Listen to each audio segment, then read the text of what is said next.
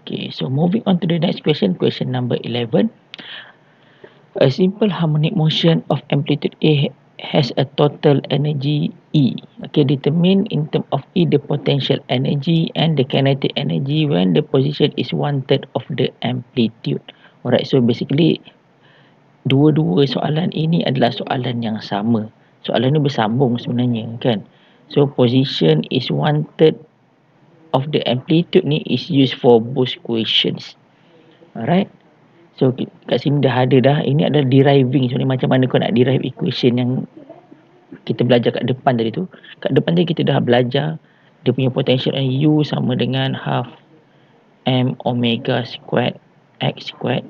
Dan juga kita tahu bahawa kinetic energy sama dengan half m omega squared A squared minus x squared. Okay. So dekat sini kita nak tahu kenapa dia boleh dapat equation macam ini. Alright.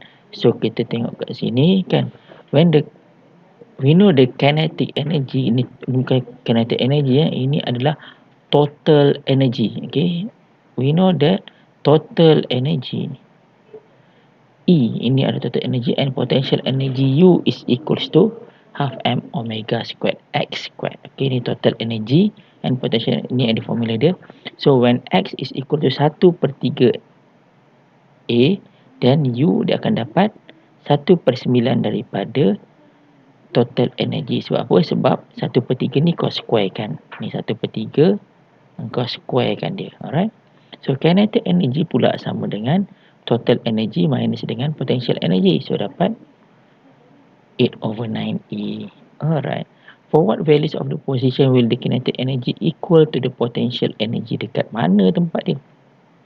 So kita nak tahu pada masa mana K sama dengan U. So kita ambil sini kan. So gambar rajah ni dekat sini dia punya potential energy max. Okay.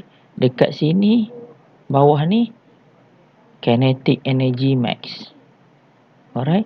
So K sama dengan U mesti berada somewhere in between. Alright, somewhere in between. So kita nak tahu berapa dia punya amplitude. Okay. So bila kita masukkan nilai ini, U sama dengan half. Bila kita masukkan nilai ini, U sama dengan half m omega squared x is equals to K is equals to half E. So is equal to 1/4 m omega squared E squared. Means pada masa ni kita tahu bahawa dia punya amplitude dia sama dengan, okay, sebab kita nak punca kuasa kan. Okay, kita dapat sini kan, X ni sama dengan 1/4 S squared. Okay, daripada sini aku ambil nilai ni kan. Nilai ni boleh potong, nilai ni boleh potong, sama kan. So kita dapat kat sini X squared is equals to 1/4 E squared.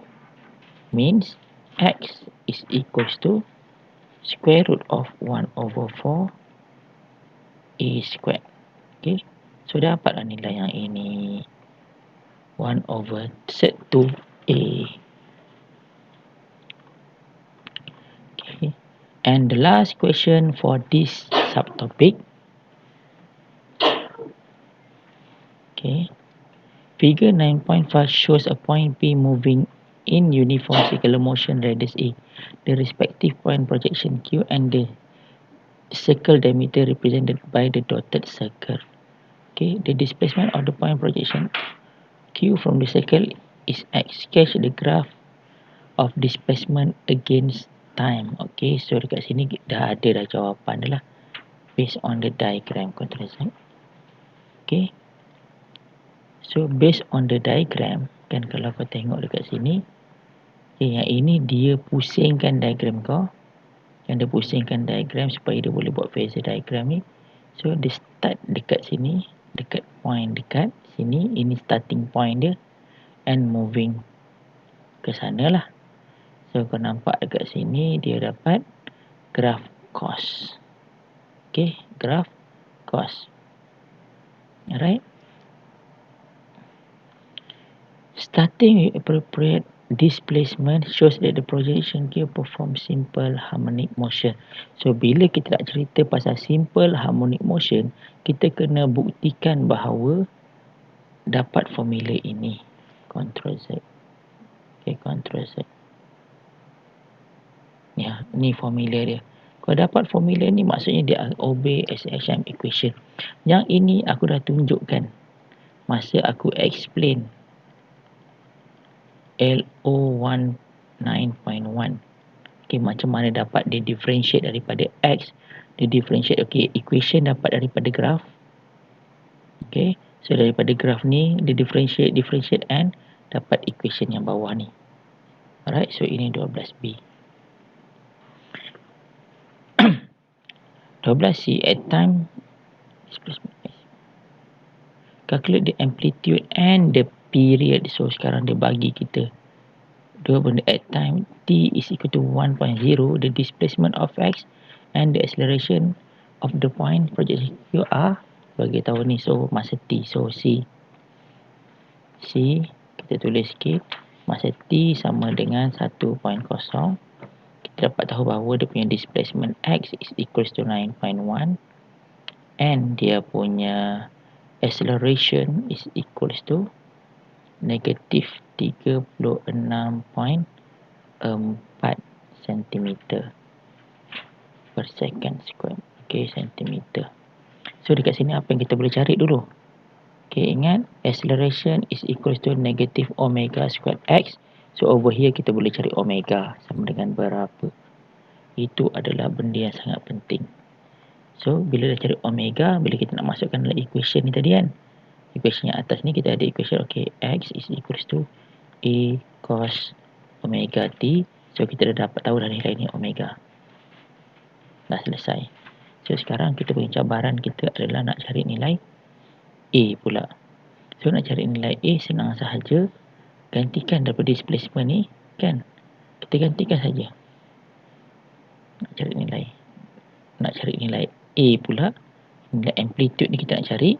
Kan kita gantikan saja daripada nilai tu. So x is equals to a cos omega t. So yang t ni kita gantikan ni sama dengan 9.1 is equals to a cos omega kita dah dapat kat sini tadi. Ni omega kat sini tadi. Okay, t ni kita gantikan saja satu. So cari nilai a. Okay, dah dapat nilai a. Tulis balik dalam general equation. Okay, calculate amplitude and period. Okay, sorry, period belum cari lagi. So tadi kita dah dapat omega. Dekat sini tadi kita dah dapat omega. So omega maksudnya omega sama dengan 2 pi over t. So cari nilai t sama dengan berapa. Alright, finish LO 9.2. So dalam LO 9.2 ni kan, dia masih lagi lebih kurang sama macam LO 9.1. Masih lagi kena cari amplitude, masih lagi kena cari omega. Tapi kali ni dia banyak discuss pasal graph, based on graph. Okay, daripada graph kita cuba cari nilai-nilai tersebut.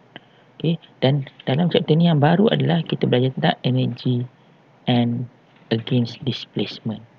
Alright, so dua equation tu lah. Equation bagi U dan equation bagi K. So that's all for today. Terima kasih semua. Assalamualaikum warahmatullahi wabarakatuh.